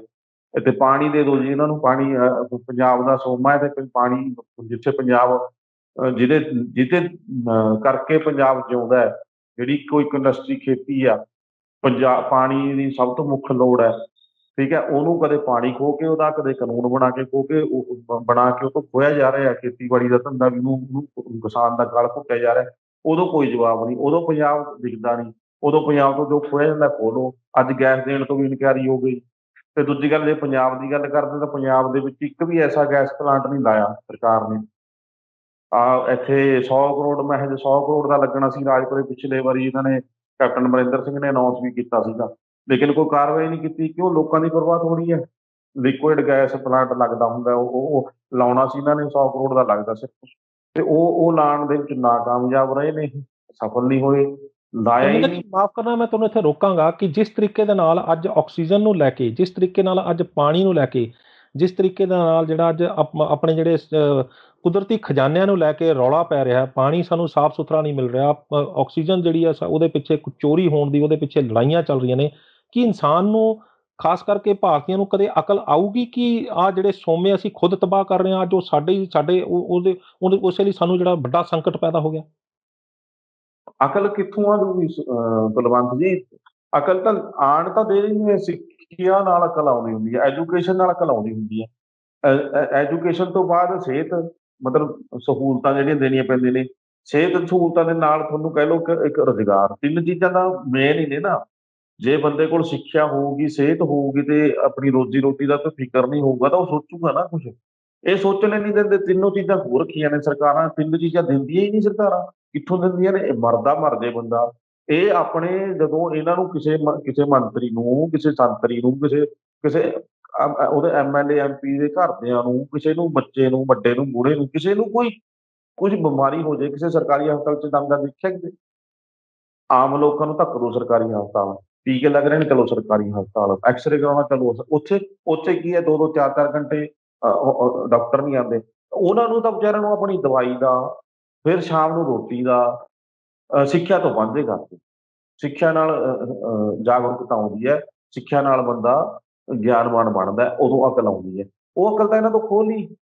ਤੇ ਇਹ ਹੁਣ ਵੰਡ ਦਾ ਜਿਹੜਾ ਸਿਸਟਮ ਹੈ ਉਹ ਸਰਕਾਰਾਂ ਨੇ ਤੋਂ ਅੱਜ ਅੱਜ ਕਹਿੰਦੇ ਅਸੀਂ ਕਿਸੇ ਸਟੇਟ ਨੂੰ ਨਹੀਂ ਦੇਣਾ, ਅਸੀਂ ਕਿਸੇ ਸਟੇਟ ਨੂੰ ਹਿਮਾਚਲ ਨੇ ਬੰਦ ਕਰਤੀ, ਬੱਦੀ ਦੇ ਵਿੱਚ ਪਲਾਂਟ ਸੀਗਾ, ਠੀਕ ਹੈ, ਹਰਿਆਣਾ ਨੇ ਬੰਦ ਕਰਤੀ, ਹਰਿਆਣਾ ਦੇ ਵਿੱਚ ਪਲਾਂਟ ਸੀਗਾ ਪਾਣੀਪਤ ਕੋਲ।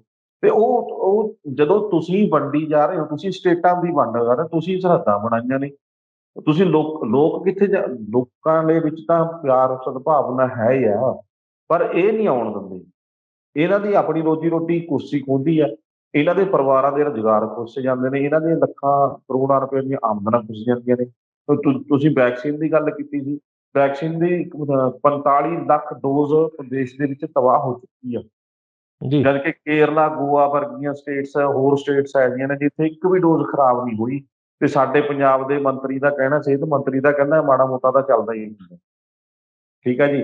ਤੇ 1 ਲੱਖ ਦੇ ਕਰੀਬ ਕੁਛ ਏਦਾਂ ਦੀ ਸ਼ਾਇਦ ਡੋਜ਼ ਇਹਨਾਂ ਤੋਂ ਖਰਾਬ ਹੋਈ। ਕਹਿੰਦੇ ਉਹ ਕਿਤੇ ਲਾਉਣ ਦੇ ਵਿੱਚ, ਕਿਤੇ ਵਾਤਾਵਰਨ ਜਿਹੜਾ ਹੈਗਾ ਉਹਦੇ ਕਰਕੇ ਕਾਰਨ ਬਣਿਆ ਡੋਜ਼ ਖਰਾਬ ਹੋ ਗਈ, ਠੀਕ ਹੈ। ਤੇ ਉਹ ਹੁਣ ਡਾਕਟਰਾਂ ਦੀ ਮੰਨੀਏ ਜੇ ਮਾਹਰਾਂ ਦੀ, ਉਹ ਕਹਿੰਦੇ ਵੀ ਐਸੀ ਮਹਾਂਮਾਰੀ ਦੇ ਵਿੱਚ ਇੱਕ ਵੀ ਡੋਜ਼ ਮਾਇਨੇ ਰੱਖਦੀ ਹੈ। ਤੇ ਲੱਖਾਂ ਬਿਲਕੁਲ, ਡੋਜ਼ ਖਤਮ ਕਰਕੇ ਉਹਨੂੰ ਕਹਿੰਦੇ ਕੁਝ ਵੀ ਨਹੀਂ ਹੋਇਆ। ਉਹ ਮਤਲਬ ਕਹਿਣ ਦਾ ਭਾਵ ਇਹ ਹੈ ਕਿ ਇਹਨਾਂ ਸਟੇਟਾਂ ਨੂੰ ਤਾਂ ਤਬਾਹ ਕਰਨ ਦੇ ਕੁੱਲ ਹੋਏ ਨੇ। ਕੀ ਮੰਤਰੀ, ਕੀ ਸੰਤਰੀ, ਇਹ ਆਪ ਰਲੇ ਹੋਏ ਨੇ। ਵੈਕਸੀਨ ਹੁਣ 45 ਲੱਖ ਡੋਜ਼ ਖਰਾਬ ਕਰਤੀ, ਉਹਦੀ ਪੇਮੈਂਟ ਤਾਂ ਹੋਈ ਹੋਊਗੀ ਨਾ ਕੰਪਨੀ ਨੂੰ। ਬਿਲਕੁਲ, ਬਿਲਕੁਲ। ਉਹ ਪੇਮੈਂਟ ਕਿੱਥੇ ਹੈ? ਕੌਣ ਹਿਸਾਬ ਦਊਗਾ ਉਹਦਾ? ਕੋਈ ਵੀ ਨਹੀਂ। ਖਰਾਬ ਹੋ ਗਈ ਜੀ, ਆ ਪਈ ਹੈ ਸ਼ੀਸ਼ੀ, ਦਿਖਾ ਦੇਣਗੇ। ਕਿਹੜਾ ਲੱਗੀਆਂ ਹੋਈਆਂ, ਕੌਣ ਸ਼ੀਸ਼ੀਆਂ ਸਾਂਭਦਾ ਫਿਰੂਗਾ? ਜੀ, ਜੀ, ਕੌਣ ਜੀ। ਬਿੱਲ ਸਾਂਭੂਗਾ? ਉਹ ਇਹ ਵੱਡਾ ਇੱਕ ਧੰਦਾ ਆ, ਇਹਨੂੰ ਇਸ ਤਰੀਕੇ ਨਾਲ ਹੀ ਲਿਆ ਜਾਂਦਾ ਹੈ। ਇਸੇ ਤਰੀਕੇ ਨਾਲ ਘਪਲੇ ਹੁੰਦੇ ਨੇ ਜਿਹੜੇ ਪਤਾ ਹੀ ਨਹੀਂ ਲੱਗਦੇ ਹੈਗੇ। ਆਮ ਲੋਕਾਂ ਨੂੰ ਤਾਂ ਕੀ ਪਤਾ ਲੱਗਣੇ ਨੇ? ਉਹਨਾਂ ਨੂੰ ਜੀ, ਤਾਂ ਜੀ। ਇਹ ਹੈ ਵੀ ਚਲੋ ਵੈਕਸੀਨ ਲੱਗ ਰਹੀ ਹੈ ਜੀ, ਡੁੱਲ ਗਈ ਜੀ, ਕਿਸੇ ਡਾਕਟਰ ਤੋਂ ਅਣਗਹਿਲੀ ਹੋ ਗਈ ਜਾਂ ਕਿਤੇ ਨਹੀਂ ਓਦਾਂ ਦਾ ਵਾਤਾਵਰਨ ਦਿਆ ਗਿਆ, ਖਰਾਬ ਹੋ ਗਈ। ਨਹੀਂ ਨਹੀਂ ਨਹੀਂ ਨਹੀਂ, ਇਹਨਾਂ ਦੀ ਡਿਊਟੀ ਬਣਦੀ ਹੈ ਸਾਰਾ ਕੁਝ। ਸਰਕਾਰ ਨੂੰ ਪੂਰੀ ਤਰ੍ਹਾਂ ਇਸ ਦੀ ਜ਼ਿੰਮੇਵਾਰੀ ਹੈ ਸਰਕਾਰ ਦੀ ਕਿ ਇਹ ਡੋਜ਼ ਇੰਨੀ ਮਹਿੰਗੀ ਆ ਰਹੀ ਹੈ ਤਾਂ ਕੰਪਨੀਆਂ ਦੇ ਰਹੀਆਂ ਨੇ। ਇੱਕ ਇੱਕ ਵੈਕਸੀਨ, ਇੱਕ ਇੱਕ ਡੋਜ਼ ਜਿਹੜੀ ਕੀਮਤੀ ਹੈ, ਕਿਸੇ ਜਾਨ ਬਚਾ ਰਹੀ ਹੈ। ਤੁਸੀਂ ਲੱਖਾਂ ਦੀ ਡੋਜ਼ ਖਰਾਬ ਕਰਕੇ ਕਹਿੰਦੇ ਕੁਝ ਨਹੀਂ ਹੋਇਆ। ਸੋ ਸਾਰਾ ਧੰਦਾ ਆ ਇਹ। ਲੋਕਾਂ ਨੂੰ ਅਕਲ ਆਉਣੀ ਆ ਉਦੋਂ ਜਦੋਂ ਉਹਨਾਂ ਦੇ ਆਪਣੇ ਘਰ 'ਚ ਬੀਤਦੀ ਹੈ, ਨਹੀਂ ਤਾਂ ਲੋਕ ਵੀ ਅਵੇਸਲਾ ਹੋ ਕੇ ਕਹਿੰਦੇ ਸਾਨੂੰ ਕੀ ਲੈਣਾ। ਸੜਕ ਤੇ ਬੰਦਾ ਪਿਆ ਮਰਿਆ ਹੁੰਦਾ, ਕੋਈ ਚੱਕਦਾ ਤੱਕ ਨਹੀਂ ਅੱਜ। ਤੇ ਲੋਕ ਕੀ ਕਰਨਗੇ? ਉਹਨਾਂ ਨੂੰ ਅਕਲ ਕਿੱਥੋਂ ਆਊਗੀ? ਆਉਂਦੀ ਜਦੋਂ ਆਊਗੀ ਉਦੋਂ ਸਮਾਂ ਬੀਤ ਜੂ। ਬਿਲਕੁਲ, ਤੁਸੀਂ ਗੱਲ ਕੀਤੀ ਹੈ ਕਿ ਰਲੇ ਹੋਏ ਨੇ। ਰਲੇ ਹੋਣ ਦਾ ਜਿਹੜਾ ਦੋਸ਼ ਹੈ, ਉਹ ਨਵਜੋਤ ਸਿੰਘ ਸਿੱਧੂ ਵੀ ਲਾ ਰਹੇ ਨੇ। ਬੇਦਬੀ ਕਾਂਡ ਨੂੰ ਲੈ ਕੇ ਉਹਨਾਂ ਨੇ ਕਾਫੀ ਸਵਾਲ ਚੁੱਕੇ ਨੇ ਤੇ ਦੋਸ਼ ਲਾਇਆ, ਇੱਕ ਟਵੀਟ ਵੀ ਕੀਤਾ ਹੈਗਾ। ਟਵੀਟ ਦਾ ਜ਼ਿਕਰ ਵੀ ਕਰਦੇ ਹਾਂ ਆਪਾਂ, ਤੇ ਨਾਲ-ਨਾਲ ਉਹਨਾਂ ਨੇ ਇੱਕ ਗੱਲ ਕੀਤੀ ਹੈ ਕਿ ਇਹ ਸਾਰੇ ਰਲੇ ਹੋਏ ਨੇ ਤੇ ਇਹਨਾਂ ਦੇ ਵਿੱਚੋਂ ਦੋਸ਼ ਜਿਹੜਾ ਉਹ ਕਾਂਗਰਸ ਪਾਰਟੀ ਦਾ ਨਹੀਂ ਹੈਗਾ, ਸਿਰਫ ਇੱਕ ਬੰਦੇ ਦਾ ਜਿਹੜਾ ਰਲਿਆ ਹੋਇਆ, ਹੈਂਡ ਟੂ ਗਲਵਜ਼ ਉਹਨਾਂ ਨੇ ਵਰਡ ਜਿਹੜਾ ਯੂਜ਼ ਕੀਤਾ ਹੈਗਾ। ਤੇ ਨਾਲ ਹੀ ਇੱਕ ਟਵੀਟ ਕੀਤਾ ਹੈਗਾ ਕਿ ਜਿਹੜਾ ਹਮ ਤੋਂ ਡੂਬेंगे सनम तुमको भी ले डूबेंगे।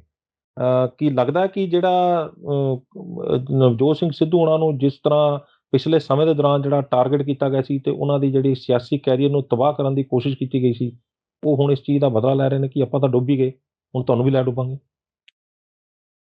ਨਵਜੋਤ ਸਿੰਘ ਸਿੱਧੂ ਬਾਰੇ ਕੁਝ ਏਦਾਂ ਕਹਿਣਾ ਜੇ ਕੀ ਚਾਹੁੰਦੇ ਨੇ, ਉਹ ਆਪਣੇ ਆਪ ਦੇ ਵਿੱਚ ਕਨਫਿਊਜ਼ ਨੇ। ਕਿਸੇ ਉਹਨਾਂ ਬਾਰੇ ਕੁਝ ਕਹਿਣਾ ਮੰਨਣ ਲੱਗਦਾ ਨਹੀਂ ਕਿ ਕੋਈ ਬੰਦਾ ਉਹਨਾਂ ਬਾਰੇ ਕੁਝ ਦੱਸ ਸਕਦਾ। ਕਿਉਂਕਿ ਪਹਿਲਾਂ ਜਦੋਂ ਕਿਤੇ ਜਦੋਂ ਭਾਜਪਾ ਦੇ ਵਿੱਚ ਸੀਗੇ ਉਦੋਂ ਵਿਕਰਮ ਮਜੀਠੀਆ ਨੂੰ ਭਰਾ ਕਹਿੰਦੇ ਸੀ, ਅੱਜ ਉਹ ਉਹਨਾਂ ਦੀ ਪੈਰੀ ਹੋ ਗਏ।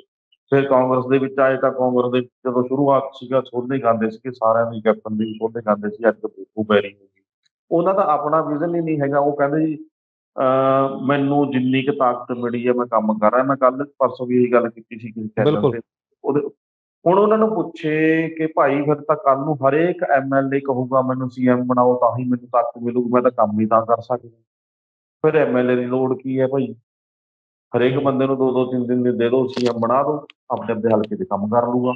ਇਹ ਮਤਲਬ ਕਹਿਣ ਦਾ ਭਾਵ ਹੈ ਜਿਹਨੇ ਕੰਮ ਕਰਨਾ ਹੈ ਉਹਦਾ ਹੁਣ ਐਮਐਲਏ ਵੀ ਤਾਂ ਕੰਮ ਕਰਦਾ ਹੀ ਹੈ, ਐਮਪੀ ਵੀ ਕੰਮ ਕਰਦਾ ਹੀ ਹੈ। ਜਦੋਂ ਕਰਨ ਤੇ ਆ ਗਿਆ ਬੰਦਾ, ਹੁਣ ਉਹ ਕਹਿੰਦੇ ਮੈਨੂੰ ਵੱਧ ਤਾਕਤ ਦਿਓ, ਯਾਨੀ ਕਿ ਸੀਐਮ ਬਣਾਓ। ਤੇ ਸੀਐਮ ਜਦੋਂ ਬਣਨਾ ਹੈ ਉਦੋਂ ਬਣ ਜਾਓ ਭਾਈ। ਜਦੋਂ ਹੁਣ ਸਰਕਾਰ ਹੈ ਤੁਹਾਡੀ, ਹੁਣ ਤਾਂ ਕੰਮ ਕਰ ਦਿਓ ਲੋਕਾਂ ਦੇ। ਹੁਣ ਤਾਂ ਘੁਰਨਿਆਂ ਚੋਂ ਨਿਕਲ ਆਓ। 4 ਸਾਲ ਘੁਰਨਿਆਂ 'ਚ ਵੜ ਕੇ ਕਿਸੇ ਦਾ ਫੋਨ ਤੱਕ ਨਹੀਂ ਚੱਕਣਾ ਤੇ ਗੱਲਾਂ ਕਰਨੀਆਂ ਵੀ ਅਸੀਂ ਐਂ ਕਰ ਦਾਂਗੇ, ਅਸੀਂ ਉਹ ਕਰ ਦਾਂਗੇ। ਫੋਨ ਤਾਂ ਕਿਸੇ ਦਾ ਚੱਕਿਆ ਨਹੀਂ ਜਾਂਦਾ ਹੁਣ ਵੀ।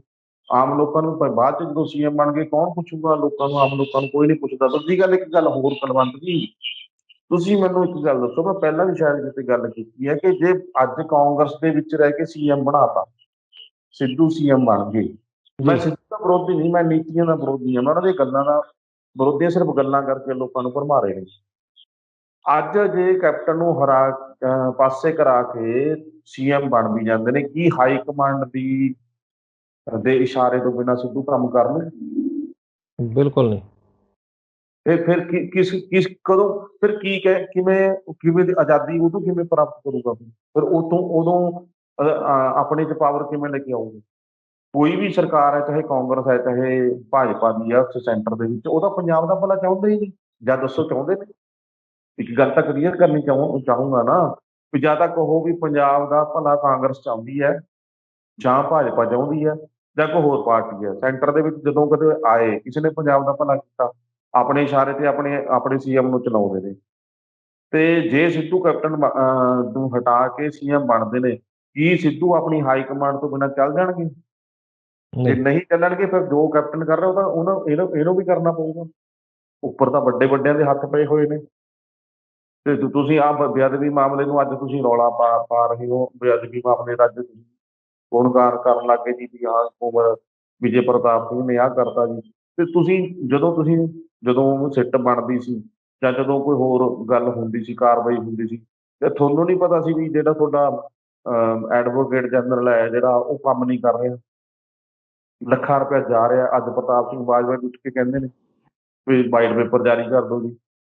ਤੁਹਾਨੂੰ ਇੰਨਾ ਵੀ ਨਹੀਂ ਪਤਾ ਸਰਕਾਰ ਦੇ ਵਿੱਚ ਵੀ ਲੱਖਾਂ ਰੁਪਏ ਦੇ ਵਕੀਲ ਬਾਹਰ ਨੂੰ ਬੁਲਾ ਬੁਲਾ ਕੇ ਤੁਹਾਡਾ ਪੈਸਾ ਲੋਕਾਂ ਦਾ ਐਂ ਲੁੱਟਿਆ ਜਾ ਰਿਹਾ? ਤੁਹਾਨੂੰ ਇੰਨਾ ਵੀ ਨਹੀਂ ਪਤਾ ਸਰਕਾਰ 'ਚ ਕੀ ਹੋ ਰਿਹਾ? ਐਮਐਲਏ ਕਾਹਦੇ? ਐਮਐਲਏ ਰਾਜ ਸਭਾ ਮੈਂਬਰ ਕਾਹਦੇ ਹੋ ਤੁਸੀਂ?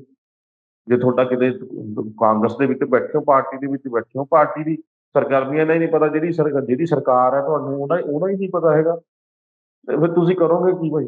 ਸੱਤਾ ਐਂ ਤਾਂ ਨਹੀਂ ਮਿਲਦੀ ਹੈਗੀ। ਤੋਂ ਜਿਹੜਾ ਇਸ਼ਾਰਾ ਹੈਗਾ ਸਿੱਧਾ ਟਵੀਟ ਦਾ, ਉਹ ਕੈਪਟਨ ਅਮਰਿੰਦਰ ਸਿੰਘ ਵੱਲ ਜਾਂਦਾ ਹੈ।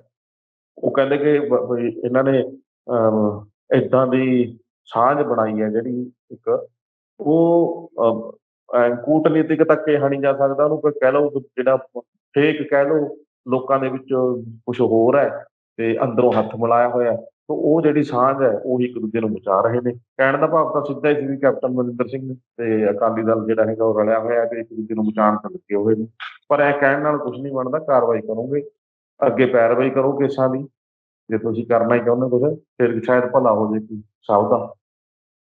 ਜੀ ਪਰਵਿੰਦਰ ਜੀ, ਤੁਹਾਡਾ ਲੋਕਰੰਟ ਚੈਨਲ ਪੰਜਾਬੀ ਦੇ ਨਾਲ ਜਿਹੜਾ ਗੱਲਬਾਤ ਕਰਨ ਲਈ ਬਹੁਤ ਬਹੁਤ ਧੰਨਵਾਦ। ਤੁਸੀਂ ਬਹੁਤ ਕੀਮਤੀ ਜਾਣਕਾਰੀ ਜਿਹੜੀ ਹੈ, ਖਬਰਾਂ ਦਾ ਪੂਰਾ ਵਿਸਥਾਰ ਵਿਸ਼ਲੇਸ਼ਣ ਜਿਹੜਾ ਤੁਸੀਂ ਕਰਕੇ ਸਾਡੇ ਦਰਸ਼ਕਾਂ ਦੇ ਰੂਬਰੂ ਕੀਤਾ ਹੈ। ਬਹੁਤ ਬਹੁਤ ਧੰਨਵਾਦ ਤੁਹਾਡਾ। ਸ਼ੁਕਰੀਆ ਜੀ ਕੁਲਵੰਤ ਜੀ। ਤੋ ਇਹ ਸਨ ਸੀਨੀਅਰ ਪੱਤਰਕਾਰ ਪਰਮਿੰਦਰ ਸਿੰਘ ਰਾਏਪੁਰ, ਜਿਨ੍ਹਾਂ ਨੇ ਸਾਨੂੰ ਖਬਰਾਂ ਟੌਪ ਦੀਆਂ ਪ੍ਰੋਗਰਾਮ ਦੇ ਵਿੱਚ ਕਈ ਅਹਿਮ ਖਬਰਾਂ ਦੇ ਉੱਤੇ ਜਿਹੜਾ ਉਹਨਾਂ ਦਾ ਵਿਸ਼ਲੇਸ਼ਣ ਕਰਕੇ, ਉਹਨਾਂ ਦੀ ਚੀਰ ਫਾੜ ਕਰਕੇ ਸਾਡੇ ਸਾਹਮਣੇ ਧਰਿਆ ਤੇ ਦੱਸਿਆ ਕਿ ਕਿਸ ਤਰ੍ਹਾਂ ਜਿਹੜਾ ਮਿਸ਼ਨ ਕਲੀਨ ਸਵੀਪ ਦਾ ਬਿਆਨ ਆਉਣ ਮਗਰੋਂ ਕਿਸਾਨ ਉੱਥੇ ਵਹੀਰਾਂ ਘੱਤ ਕੇ ਪਹੁੰਚੇ ਨੇ, ਤੇ ਉਹਦਾ ਅੱਗੇ ਜਿਹੜਾ ਉਹ ਕਿਸ ਤਰ੍ਹਾਂ ਦਾ ਜਿਹੜਾ ਨਤੀਜੇ ਨਿਕਲ ਕੇ ਸਾਹਮਣੇ ਆਉਣਗੇ। KMP ਦੇ ਉੱਤੇ ਜਿਹੜਾ ਕਿਸਾਨਾਂ ਤੇ ਪੁਲਿਸ ਦਾ ਟਕਰਾਅ ਹੋਣਾ ਵੀ ਸ਼ੁਰੂ ਹੋ ਗਿਆ। ਇਹਦੇ ਨਤੀਜੇ ਤੁਹਾਡੇ ਸਾਹਮਣੇ ਨੇ। ਤੇ ਇਸੇ ਤਰ੍ਹਾਂ ਪੰਜਾਬ ਦੇ ਵਿੱਚ ਗੁਰਤੇਜ ਢਿੱਲੋਂ ਤੇ ਹਰਜੀਤ ਗਰੇਵਾਲ ਨਾਲ ਜਿਸ ਤਰ੍ਹਾਂ ਕਿਸਾਨਾਂ ਦੇ ਨਾਲ ਜਿਹੜਾ ਉਹ ਟਕਰਾਅ ਹੋਇਆ, ਉਲਝੇ ਨੇ, ਉਹਦਾ ਅੱਗੇ ਚੱਲ ਕੇ ਜਿਹੜਾ ਜੇ ਉਹ ਜਿਸ ਤਰ੍ਹਾਂ ਕਿਸਾਨਾਂ ਦੇ ਵਿਰੋਧ ਦੇ ਬਾਵਜੂਦ ਸਰਕਾਰ ਬਣਾਉਣ ਦੀਆਂ ਭਾਰਤੀ ਜਨਤਾ ਪਾਰਟੀ ਜਿਹੜੀ ਆ ਉਹ ਦਾਅਵੇ ਕਰ ਰਹੀ ਹੈ, ਤੇ ਉਹਦਾ ਅੱਗੇ ਚੱਲ ਕੇ ਉਹ ਦਾਅਵੇ ਜਿਹੜੇ ਨੇ ਉਹ ਕਿੰਨੇ ਕੁ ਸੱਚੇ ਸਾਬਤ ਹੋਣਗੇ। ਕਰੋਨਾ ਵੈਕਸੀਨ ਨੂੰ ਲੈ ਕੇ ਜਿਹੜਾ ਉਹਨਾਂ ਨੇ ਪੂਰੀ ਜਿਹੜੀ ਵਿਸਥਾਰ ਦੇ ਨਾਲ ਜਾਣਕਾਰੀ ਦਿੱਤੀ ਹੈ ਵੀ ਉਹਦੇ ਪਿੱਛੇ ਦੇ ਕਾਰਨ ਕੀ ਨੇ। ਮੈਡੀਕਲ ਗੈਸ ਜਿਹੜੀ ਆ ਉਹ ਗਾਇਬ ਹੋ ਰਹੀ ਹੈ, ਚੋਰੀ ਹੋ ਰਹੀ ਹੈ। ਤੇ ਕਰੋਨਾ ਵੈਕਸੀਨ ਜਿਹੜੀ ਆ ਲੱਖਾਂ ਸ਼ੀਸ਼ੀਆਂ ਜਿਹੜੀਆਂ ਨੇ ਉਹਦੀਆਂ ਜਿਹੜੀਆਂ ਤਬਾਹ ਹੋ ਗਈਆਂ ਨੇ, ਉਹਨਾਂ ਦੇ ਲਈ ਜ਼ਿੰਮੇਵਾਰ ਕੌਣ ਨੇ, ਕਿਵੇਂ ਇਹ ਸਾਰਾ ਕੁਝ ਹੋ ਰਿਹਾ ਹੈ। ਤੇ ਇਸ ਅੰਤ ਦੇ ਵਿੱਚ ਉਹਨਾਂ ਨੇ ਜਿਹੜਾ ਨਵਜੋਤ ਸਿੰਘ ਸਿੱਧੂ ਹੋਣਾ ਦੇ ਬਾਰੇ ਵੀ ਜਿਹੜਾ ਉਹ ਸਾਫ਼ ਕੀਤਾ ਕਿ ਜਿਹੜਾ ਬੇਦਬੀ ਕਾਂਡ ਨੂੰ ਲੈ ਕੇ ਜਿਹੜੇ ਹੁਣ ਸਵਾਲ ਚੁੱਕੇ ਜਾ ਰਹੇ ਨੇ, ਉਹ ਸਿਰਫ ਤੇ ਸਿਰਫ ਜਿਹੜਾ ਉਹ ਆਉਣ ਵਾਲੀਆਂ ਵਿਧਾਨ ਸਭਾ ਚੋਣਾਂ ਦੇ ਵਿੱਚ ਆਪਣੇ ਆਪ ਨੂੰ ਪਾਕ ਸਾਫ਼ ਕਰਨ ਦੀ ਕੋਸ਼ਿਸ਼ ਕੀਤੀ ਜਾ ਰਹੀ ਹੈ। ਹੋਰ ਇਸ ਤੋਂ ਇਲਾਵਾ ਜਿਹੜਾ ਹੋਰ ਉਹ ਕੁਝ ਵੀ ਨਹੀਂ ਹੈਗਾ, ਕਿਉਂਕਿ ਪਿਛਲੇ ਸਮੇਂ ਦੇ ਦੌਰਾਨ ਜਿਸ ਤਰ੍ਹਾਂ ਦੀ ਰਾਜਨੀਤੀ ਨਿਕਲ ਕੇ ਸਾਹਮਣੇ ਆਈ ਹੈ, ਉਹਨੇ ਸਾਰੇ ਹੀ ਆਗੂਆਂ ਦਾ ਜਿਹੜਾ ਉਹ ਚਿਹਰਾ ਉਹ ਜਨਤਾ ਦੇ ਸਾਹਮਣੇ ਰੱਖ ਦਿੱਤਾ। ਸੋ ਤੁਹਾਨੂੰ ਇਹ ਗੱਲਬਾਤ ਕਿਵੇਂ ਲੱਗੀ? ਆਪਣੀ ਰਾਏ ਸਾਨੂੰ ਸਾਡੇ ਕਮੈਂਟ ਬਾਕਸ 'ਚ ਜ਼ਰੂਰ ਦੇਣਾ। ਸਾਡੇ ਜੇਕਰ ਵੀਡੀਓ ਚੰਗੀ ਲੱਗੀ ਹੈ ਤੇ ਇਸ ਨੂੰ ਲਾਈਕ ਤੇ ਸ਼ੇਅਰ ਜ਼ਰੂਰ ਕਰ ਦਿਓ। ਅਗਲੀ ਵਾਰ ਫੇਰ ਹਾਜ਼ਰ ਹੋਵਾਂਗੇ ਇੱਕ ਨਵੇਂ ਮੁੱਦੇ, ਇੱਕ ਨਵੇਂ ਮਹਿਮਾਨ ਦੇ ਨਾਲ। ਉਦੋਂ ਤੱਕ ਮੈਨੂੰ ਦਿਓ ਇਜਾਜ਼ਤ।